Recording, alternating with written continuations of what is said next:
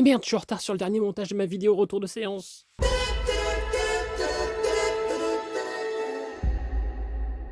Here est le nouveau film de Robert Zemeckis, le Steven Spielberg bis, ou le Spielbis. La réunion de l'équipe de Forrest Gump. Zemeckis, Tom Hanks, Robin Wright, Alan Silvestri, etc. Je suis allé voir le film sans connaître le pitch et juste après avoir aperçu 10 ou 15 secondes de la bande-annonce, j'ai tout de suite été hypé par le retour de Tom Hanks face à la caméra de Zemeckis et cette idée que j'ai entreaperçue d'un plan unique à travers duquel se dérouleraient diverses actions. Alors c'est un plan unique, mais ce n'est pas un plan séquence, c'est un seul et unique cadre pendant tout le film. J'avais également compris qu'il y aurait une utilisation du de-aging, donc du rajeunissement numérique, puisqu'on y voyait Tom Hanks qui avait l'air tout droit sorti du film Big. Mais à part ça, j'ai complètement découvert le film, et ce qui est assez amusant, c'est qu'en n'ayant vu que 10 ou 15 secondes, j'avais déjà envisagé que le film se déroulerait tel que je l'ai vu se dérouler. Et j'ai pas été spécialement surpris, et hélas pas non plus spécialement ému. À mon plus grand regret, parce que j'aime beaucoup Robert Zemeckis. Et heureusement que je n'avais pas vu la bande-annonce en entier, parce que je l'ai rattrapée quand je suis rentré chez moi. Et je trouve que la dernière phrase de la bande-annonce, le dernier plan, qui est le même plan que tous les autres plans du film, euh, spoil complètement ce qui arrive au personnage de Robin Wright. Il te spoil ce qui arrive au personnage, mais du coup aussi le final du film. Un final qu'on voit quand même un peu arriver, je dirais, un quart d'heure, 20 minutes avant. Mais là la bande-annonce, si vous êtes un tout petit peu concentré sur ce que vous regardez, si vous vous interrogez sur pourquoi telle phrase est dite, vous comprenez. C'est un film que j'ai trouvé joli, je peux pas dire le contraire, et en même temps, sans plus. Je lui ai trouvé quelque chose de très académique, comme si un étudiant en cinéma, alors un très bon étudiant, hein, le premier de la classe, avait rendu un devoir. Vous savez, le devoir parfait pour plaire au professeur par rapport à tout ce qu'ils ont pu lui inculquer sur un plan technique, pour avoir le 20 sur 20, mais au détriment de l'âme de celui qui rend le devoir. On comprend les émotions que le film essaie de nous véhiculer, mais je trouve qu'on ne les ressent pas assez fortement. Il y a quelque chose de confortable, on a l'impression qu'on essaie de ne pas nous bousculer. Sans spoiler, je dirais juste que le moment le plus émouvant, c'est peut-être justement le final, que la bande-annonce a tendance un peu à nous spoiler. Encore que là aussi, c'est pas non plus si intense que ça, et il se passe un truc techniquement à ce moment-là du film, et je trouve que ça accapare l'attention du spectateur, plutôt que d'être vraiment sur l'émotion que joue l'un des personnages. Et de toute façon, dans ce film, il y a quelque chose d'assez artificiel, il y a quelque chose de trop léché. Et ça, c'est pendant tout le film. Et c'est pas dû seulement à l'utilisation de l'IA, je vais pas taper sur l'IA gratuitement.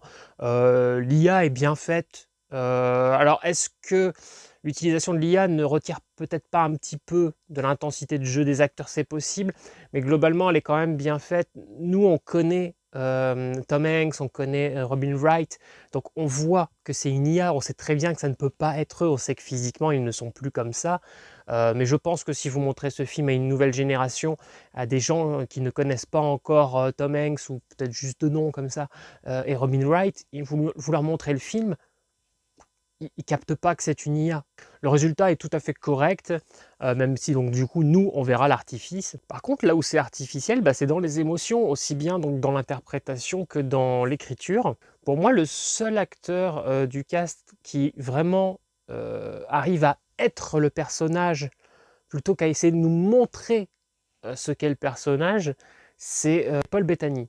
Les personnages sont assez quelconques en fait, et leur vie est assez banale. En tout cas, c'est un peu du déjà vu. J'ai l'impression que le film veut essayer de faire relativiser peut-être les gens sur leur vie, leur faire apprécier chaque instant présent. Et moi, il me fait surtout ressentir tous les ratés de la vie et tous les regrets. Et ça me conforte d'ailleurs personnellement dans mes choix de se battre pour vivre ses rêves et de ne pas avoir envie de fonder de famille. Et vu que c'est du Zemeckis, je suis pas sûr que c'est censé être ça le message du film. Je pense que le message du film, c'est plus de nous dire que la vie, il y a des hauts et des bas, qu'il faut faire avec, ne pas regretter, se souvenir des bons moments, etc. Moi, je n'arrive pas à voir ce genre de choses quand je vois ce genre de film. Je comprends que le film essaie de véhiculer ça. Moi, ça me fait juste me dire, mais vous auriez tellement pas dû faire ce genre de choix, vous sacrifier, faire des concessions, tout ça, ce genre de discours auxquels je ne crois pas. Le film a l'air de vouloir jouer sur la nostalgie, donc vous faire regretter le passé. Moi, il me donne plutôt envie de changer le passé, de me dire je ne dois pas commettre ces erreurs-là. En France, ils l'ont sous-titré « Les plus belles années de notre vie ». Ah, moi, je trouve ça plutôt triste de se dire que ça, c'est censé être de belles années de vie. Je dis pas qu'ils ont une vie de merde, mais tout est assez quelconque et ça fait pas rêver. Je m'attendais à un film qui allait vachement plus me toucher et allait faire vibrer une petite fibre, même si c'est des choix qui ne sont pas les miens dans la vie de tous les jours. Je m'attendais de la part de Zemeckis à réussir à me vendre la beauté comme ça de la famille à travers les époques. On a Hanks donc qui a renoncé à son rêve, on a Paul Bettany qui frôle l'alcoolisme, mais tout ça non plus sans une très grande rancœur de la part des personnages, sans jamais qu'ils tombent non plus profondément dans la noirceur. C'est des personnages qui ont toujours cette, vous savez, cette grande bonté d'âme très, très américaine, qui au final est assez peu crédible, qui peut faire du bien hein, parfois au cinéma, mais là je trouve que ça crée un manque d'identification, un manque de véracité, ça manque de grands coups d'éclat, je dirais même que ça manque peut-être parfois un petit peu de violence, parce que quand on voit que Paul Bettany commence à boire un peu, on se dit à un moment il va peut-être faire une connerie, si ça se trouve il va peut-être s'emporter, être très vache envers sa femme, peut-être lui en coller une, mais faire un truc qui d'un coup va nous impacter nous, qui va peut-être aussi impacter les personnages, qui va faire peut-être se réveiller un petit peu le Paul Bettany par rapport à ce qu'il est en train de devenir. Des questionnements qui du coup auraient pu après se refléter aussi chez son fils, hein, donc Tom Hanks, hein, qui aurait pu se dire à un moment je veux pas reproduire les erreurs de mon père, etc. Non, reste quand même assez propre. Hein. Le film est censé nous montrer plusieurs époques. D'ailleurs, dans la bande-annonce, c'était marqué hein, que c'était un voyage à travers les époques, à travers le temps. Oui, on voit plusieurs époques, mais on reste quand même énormément sur une seule famille. On survole un petit peu trop les autres époques à mon goût, je trouve ça dommage. J'aimais bien aussi cette idée de traverser le temps historiquement, mais en final, la partie historique, elle est très peu développée, pour pas dire pas du tout. J'aime bien aussi cette idée qu'on focalise sur en gros une petite parcelle de terre, sur ce sol où il va se passer plein de choses. Je pense que c'est une idée qui nous a tous traversé la tête. Je pense qu'on s'est tous demandé un jour, tiens, là où je me tiens, sous mes pieds, que s'est-il passé il y a 100 ans, 1000 ans, 10 000 ans en arrière? Mais je trouve ça assez peu exploité, en tout cas pas assez bien exploité de la part d'un Zemeckis. Ce serait un premier film d'un réalisateur complètement inconnu. Je dirais que c'est un joli film, qu'il y avait peut-être plus à exploiter, mais en l'état, c'est pas mal du tout. Mais là, on parle de Zemeckis, qui est pour moi un des meilleurs réalisateurs. Voilà, pour moi, il est de la trempe d'un Spielberg, hein, complètement. J'aurais voulu voir plein de choses bouleversantes qui se passent sur ce sol avant qu'il ne devienne ce sol de maison. Parce qu'au final, j'ai plus la sensation au final d'être sur le sol d'une maison que sur ce terrain. Et c'est dommage parce que ça commençait bien avec des images de l'origine hein, de ce terrain. C'est pas vraiment du spoil, hein, tout le monde est en train d'en parler et c'est les premiers plans du film. Ça commence à la préhistoire et j'aimais beaucoup ça. J'aurais voulu qu'on s'attarde un petit peu plus là-dessus. Par exemple, à travers les époques, à un moment, j'aurais aimé qu'on exploite, par exemple, la période de l'esclavage. C'est tellement survolé, presque absent du film, alors qu'il y aurait pu y avoir une scène très intense, une scène de maltraitance sur ce sol, peut-être même voir du sang d'un esclave versé. Et ça aurait été très intéressant de voir que plus tard, là où est bâtie cette maison, une personne noire à notre époque moderne achète cette maison, en est propriétaire, une façon un peu de laver presque ce sang qui aurait été versé. Je vous dis ça parce qu'en fait dans le présent, en 2024, enfin quelques années avant 2024, il y a une famille noire qui vit dans cette maison. Et je trouvais ça intéressant de se dire que voilà, sur ce sol, il y avait eu une évolution, qu'il s'était passé des choses. Mais c'est pas si profondément exploité. Désolé, je peine un peu à trouver mes mots parce que je suis encore très malade. La preuve. On a une époque alors beaucoup plus moderne. D'ailleurs, j'étais un peu perdu au niveau des dates parce que les dates en plus ne sont pas affichées. Et à un moment, on voit. Alors la scène est assez intéressante, c'est assez touchant. On a je vous l'expliquerai dans la partie spoiler, ça. Mais on n'a pas non plus beaucoup d'évolution, par exemple, de la femme. Parce qu'on voit la femme qui est au foyer, après encore une femme au foyer, une femme qui veut devenir quelque chose, mais on lui fait encore des réflexions, et comme quoi elle peut continuer d'être une femme au foyer.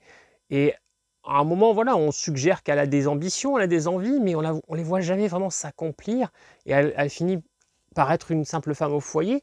Donc c'est un peu dommage de ne pas voir un petit peu plus d'évolution. C'est un film qui stagne beaucoup, du coup, et pas seulement dans sa mise en scène. On nous évoque aussi à un moment un personnage historique. Je me suis dit, tiens, ça c'est intéressant, mais au final c'est survolé, quoi. Ça donne juste lieu à une petite plaisanterie.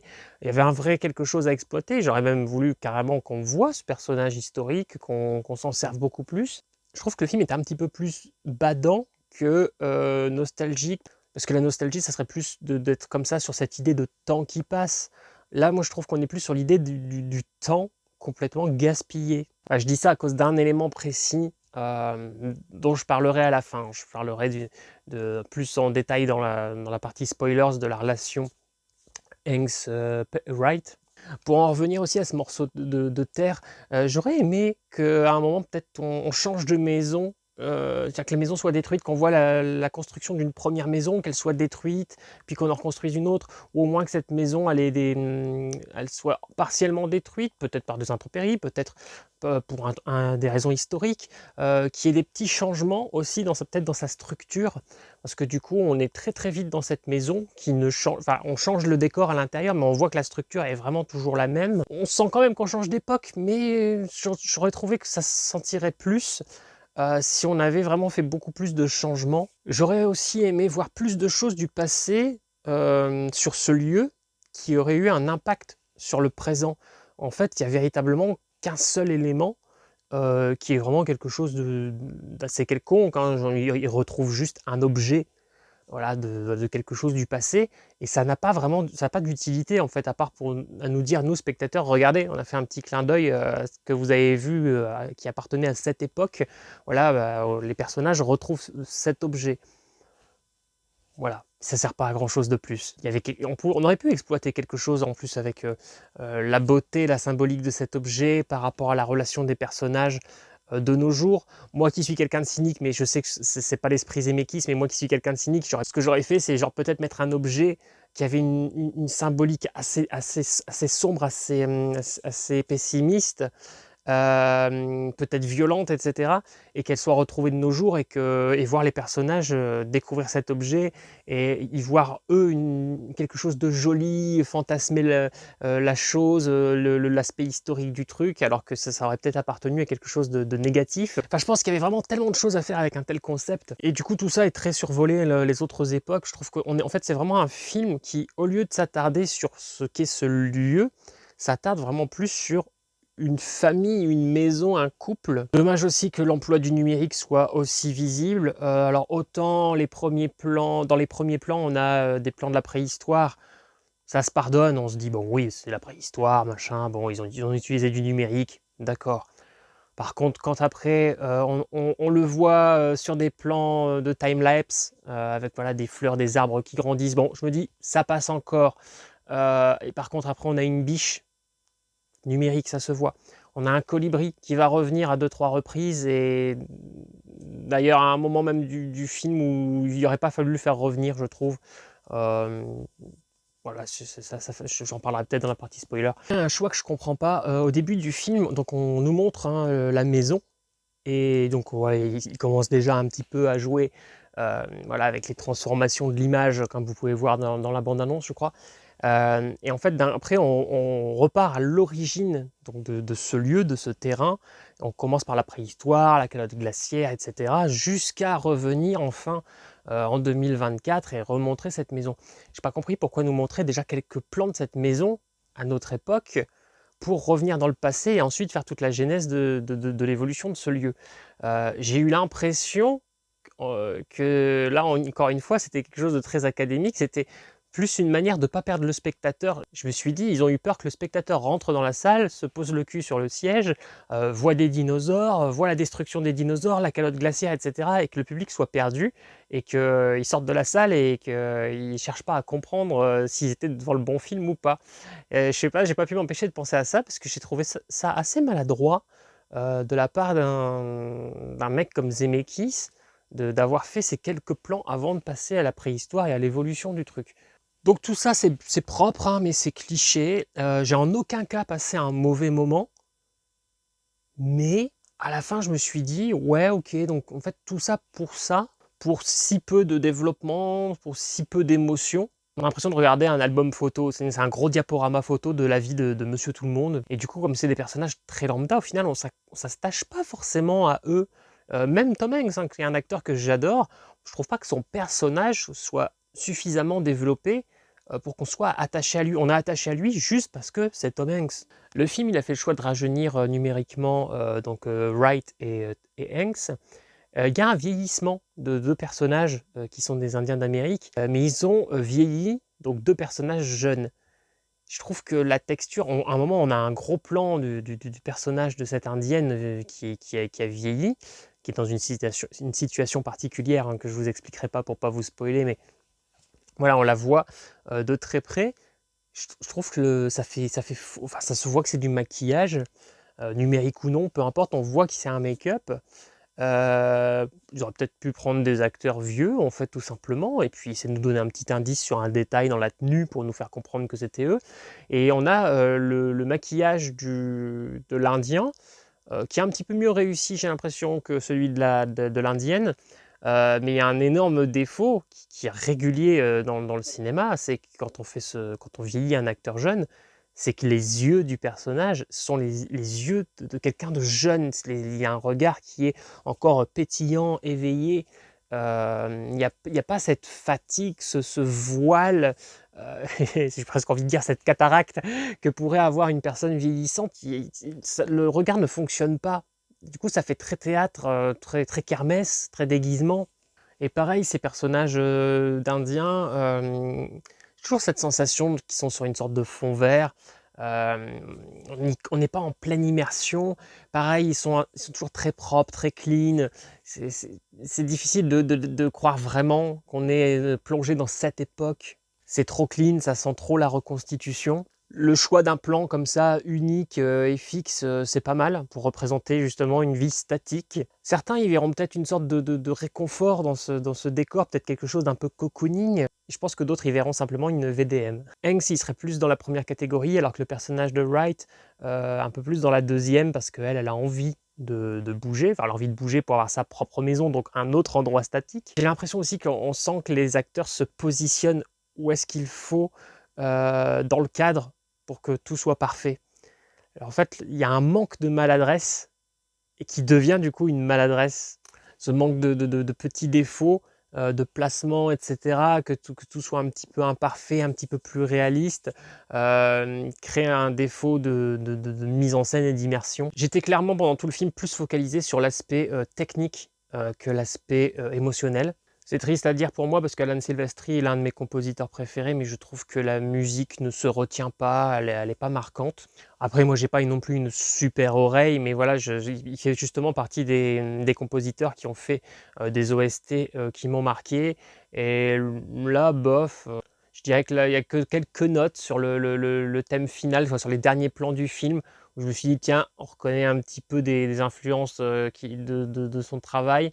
Mais même là, je veux dire, la musique est pas marquante, ça me donne pas envie de la réécouter, je la trouve pas très identifiable. Par contre, ce qui est aussi ironique, c'est qu'on a l'impression que Zemeckis a peur de rester fixe au sein de son plan fixe. Il y a beaucoup, beaucoup d'enchaînements, et il nous laisse pas le temps de respirer vraiment, alors que moi, qui pourtant aime bien justement les films très généreux, très découpés, là, je trouve qu'il y avait des moments où on avait envie de se poser un peu et d'être presque dans quelque chose de contemplatif.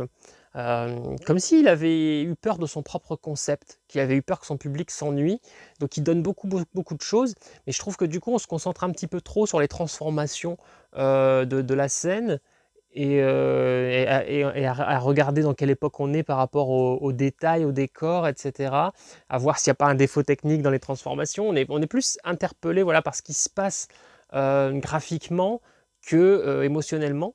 Alors, est-ce que c'est parce que je suis malade et que c'était un peu confus dans mon esprit, mais j'avais l'impression qu'il enchaînait un petit peu trop, les situations, et qu'on n'avait pas le temps de vraiment, se poser et se situer, ressentir les choses.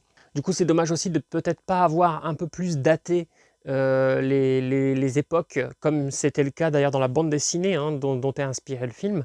Je me disais que les nouvelles générations, est-ce qu'elles allaient réussir à se localiser, parce que moi parfois j'ai même mis un petit peu de temps aussi, mais après comme je vous le disais, je suis malade donc peut-être que j'ai aussi l'esprit qui était pas, au top du top.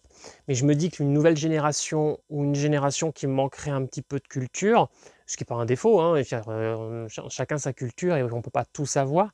Mais je me dis: «Est-ce que les nouvelles générations, capteraient où est-ce qu'on se situe juste en voyant, l'extrait à la télé, des Beatles qui sont invités sur un certain plateau avec une certaine chanson?» Donc voilà, je dirais que ce film est comme une belle grande boîte de chocolat qu'on vous offre à Noël. C'est joliment emballé, on y a mis le prix, c'est agréable et de qualité, mais c'est la même marque tous les ans, c'est le même cadeau tous les ans. C'est la même saveur, certes bonne et nostalgique, mais qu'on connaît, et qui est donc un peu sans surprise. Ce cadeau qu'on vous offre parce qu'on ne sait pas quoi offrir d'autre, parce qu'on ne connaît pas réellement vos goûts en fait. Et là, je vais faire une petite partie spoiler afin de pouvoir m'attarder un petit peu sur quelques moments du film. Et quelques moments qui sont rigolos, hein, qui prêtent à sourire, même à rire. Moi, le truc qui m'a le plus marqué en fait dans le film, c'est que dans le début du film, à un moment, il y a un bébé qui est sur un repose-pied. Et un peu derrière, il y a un autre enfant un peu plus âgé qui est en train de sauter sur le canapé. Et à un moment, on lui dit de se calmer. Et le gamin saute sur le marchepied pour s'asseoir, tomber à côté du bébé. Et ça expulse le bébé sur le sol, mais face contre terre. Il se fracasse la tête sur le sol. Moi, j'ai trouvé ça hyper drôle. J'adore qu'on shoote les enfants et les animaux dans les films. Ça me fait rire parce que je pense tellement tout le temps à tous ces gens coincés du cul qui ne savent pas faire la différence entre un film et une fiction et qui sont choqués par ce genre de scène que moi, ça me fait mourir de rire à chaque fois. Et là, le bébé qui se fracasse, moi, ça me fait mourir de rire parce que on sait très bien que c'est de l'IA, qu'ils n'ont pas vraiment fait tomber un bébé comme ça face contre terre. Et donc voilà, ça me fait mourir de rire. Et je me dis par contre, c'est quand même violent, tu vois? Même pour moi qui aime ce genre de gars, je me dis: «Waouh, c'est violent, ça va servir à quelque chose». Peut-être que ce grand frère, il a, fracassé le nez de sa grande sœur, de sa petite sœur, elle va avoir une déviation, de la cloison nasale ou un truc comme ça va servir quelque part. Ils vont peut-être s'en vouloir. Moi, en 1 seconde comme ça, j'ai mon cerveau qui part et non, plan d'après, tu vois que tout va bien, les enfants, jouent, quelques mois plus tard, machin. Ah OK, donc du coup, il y a un gag comme ça qui arrive qui est digne d'une grosse comédie, limite, des frères Farelly, vous savez? Hem et en fait, non, c'était juste pour créer le gag. OK, bon, ça aurait pu servir à quelque chose, mais non. J'aurais même été plus loin, moi, j'aurais carrément peut-être créé un une sorte peut-être un handicap ou une difformité, un truc, justement qui aurait pu, créer un problème après dans la famille. Il aurait fallu dépenser de l'argent pour soigner cet enfant. La sœur en aurait voulu à son frère, la famille en aurait peut-être voulu, voilà, ou lui s'en serait voulu. Enfin, il y avait quelque chose à creuser. Tout à l'heure, je m'étais, volontairement arrêté pour pas spoiler, j'allais parler d'une scène avec la famille de Black, donc qui habite dans la maison. Je parlais d'un manque d'évolution à travers les époques. Par contre, il y a cette scène touchante où on voit le père, qui explique, il est avec la mère sur le canapé et en face de lui, ils ont, leur fils qui vient d'obtenir son permis et il lui explique, heu, que si jamais un policier, t'arrête, hein, tu penses à mettre ta main sur le tableau de bord, tu penses à dire d'abord que tes papiers sont dans la boîte à gants, que tu vas aller doucement dans la boîte à gants chercher et tu vois que toute l'explication qui est donnée, c'est simplement parce que c'est encore une époque où les blacks, en gros, risquent de se faire tirer dessus pour la moindre babiole, le moindre truc, la moindre excuse. Et donc, toutes les précautions qu'il prend pour expliquer à son fils d'aller chercher une carte grise dans une boîte à gants, ça a un impact plutôt intéressant. C'est pas hyper touchant, mais c'est l'une des scènes les plus intéressantes, les plus touchantes du film. Ça reste quand même encore, pas assez intense à mon goût. Je trouve qu'il manque encore quelque chose. Ce que je m'étais empêché de vous dire, je vous avais dit que j'y reviendrai sûrement, l'histoire du colibri. Je vous disais qu'à un moment, il y a un plan, où il fallait pas le remettre et c'est en fait, c'est le dernier plan du film. Donc on finit le film sur un plan avec un colibri, numérique. Ça fait encore sortir du truc.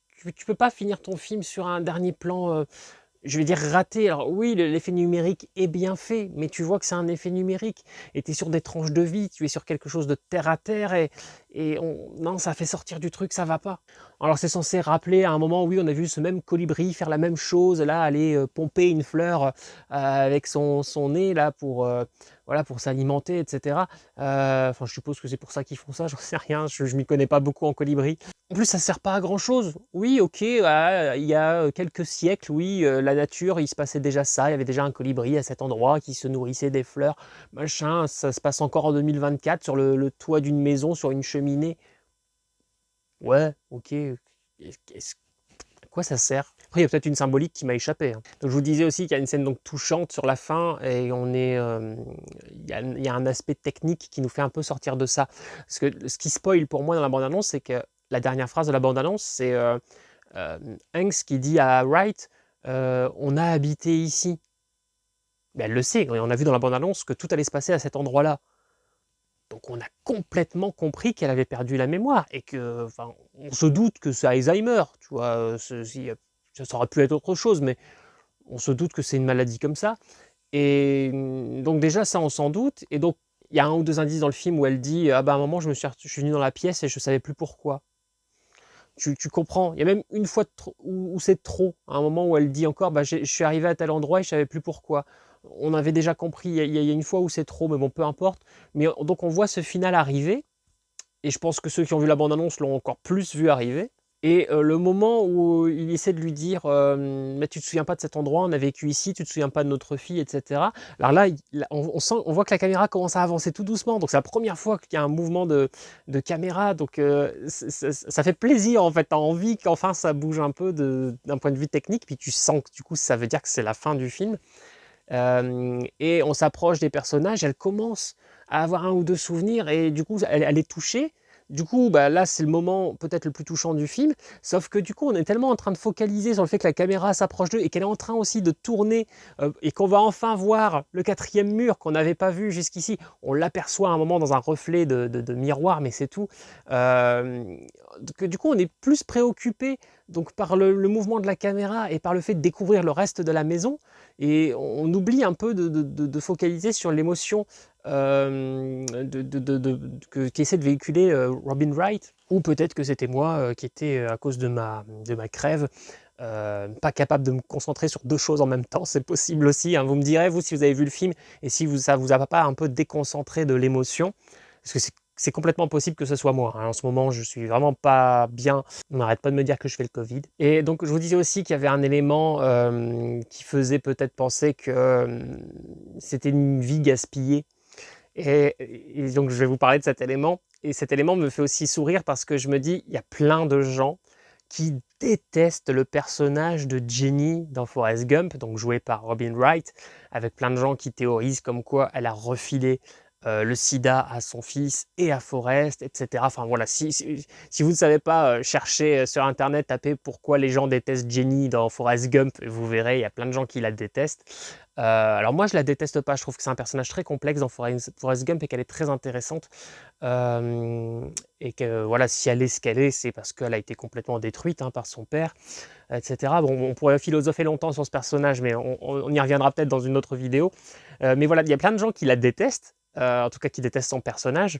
Et je me dis, avec ce film, peut-être qu'ils vont la détester aussi, parce que lui, Tom Hanks, va arrêter son rêve de dessiner parce que bah, elle tombe enceinte, bon ça c'est leur faute à tous les deux, et il va se sacrifier, il va faire un boulot de merde qu'il n'a pas envie de faire, on le sent, hein, il n'a pas envie mais il le fait pour avoir de l'argent, pour sa famille, pour ses enfants, sauf qu'ils vivent toujours chez ses parents pendant très longtemps, et elle est tout le temps en train de lui réclamer leur maison. Et là, moi en tant que spectateur, je me dis, ouais ok, je comprends hein, que tu as envie d'avoir ton endroit à toi, mais putain, connasse, il est en train déjà de se décarcasser pour toi et puis votre enfant. C'est bon, quoi. T'as quand même une demeure, quoi. Te plains pas, quoi. Et il est pas obligé au final, il n'est pas obligé de se sacrifier pour toi. Il aurait pu se barrer, hein. Et quand elle est plus âgée, à un moment, il lui dit, bah, de toute façon, tu sais pourquoi j'ai renoncé, tout ça. Et à un moment, elle le regarde, alors que ça fait des dizaines d'années qu'ils sont ensemble. Et elle fait, bah non, je sais pas. Et là, tu te dis, mais connasse. Comment ça, tu sais pas, tu fais exprès ou quoi?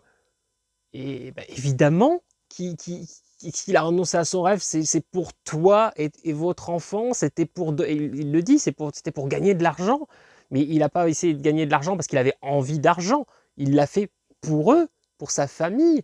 Lui, il s'en foutait, il avait envie de dessiner, il avait envie de partir dans des choses artistiques. Et juste après qu'il lui dit bah, pour l'argent et qu'il lui fait comprendre bah, pour notre famille, elle le quitte. Tu sentais que ça allait venir, mais du coup, voilà. Là, elle sature et elle a envie d'arrêter. Et lui, bon nigo qu'il est, quand elle va être plus tard malade, bah voilà, il est encore en train de s'occuper d'elle. Ça fait un peu écho d'ailleurs justement du coup à Forrest qui revient vers Jenny alors qu'elle est malade et tout. Donc du coup, moi, je trouve qu'il y a un côté vie gâchée pour Tom Hanks qui du coup au final bah, s'est sacrifié, a sacrifié son rêve et s'est sacrifié pour une femme qui petit à petit se détache de lui. Alors elle se conduit jamais comme une grosse connasse envers lui, elle le trompe pas, machin, tout ça. Mais tu vois que voilà, ça s'étiole, alors que lui, il continue toujours de faire les choses et de se battre pour elle, pour sa famille. Elle, il y a un côté vie gaspillée parce que tu vois qu'elle n'est pas forcément bien dans cette maison, puisque c'est pas sa maison à elle, c'est la maison de la famille de Tom Hanks. Donc tu sens elle se force aussi, qu'elle a toujours rêvé d'avoir sa maison. Et puis au final, quand elle prend enfin un petit peu sa vie en main en le quittant, bah, il suffira de quelques années pour qu'elle soit atteinte d'Alzheimer ou une maladie de ce genre. Du coup, bah, elle n'a pas profité de grand-chose. Et puis ce sont des gens qui reviennent à leurs premières envies, donc peindre ou avoir sa propre maison, tout ça, mais quand ils sont âgés. Et du coup, il y a vraiment toujours cette notion de vie gaspillée et d'essayer de profiter de sa vie quand on est peut-être à un âge où c'est difficile de profiter. J'ai jamais marché dans ce discours de film, genre oui, ok, tu as gaspillé ta vie, mais tu vois, maintenant que tu as 50 ans, 60 ans, voilà, tu peux revenir à cette passion, maintenant tu as du temps, tu vas être comblé de pouvoir y revenir enfin. Je me dis non, moi je pourrais pas être comblé en me disant j'ai foutu en l'air 40 ans de ma vie derrière à ne pas penser à ma passion et puis enfin pouvoir en profiter. Non, non, il faut vivre ses passions. Bref, donc voilà, globalement un joli film, mais on passe vite à autre chose. C'est plus un exercice de style. Je vous dirais bien que ce film m'a donné envie de me bouger, mais comme je suis toujours très enrhumé, je vais rester dans mon canapé avec mes Blu-ray et mes mouchoirs en papier.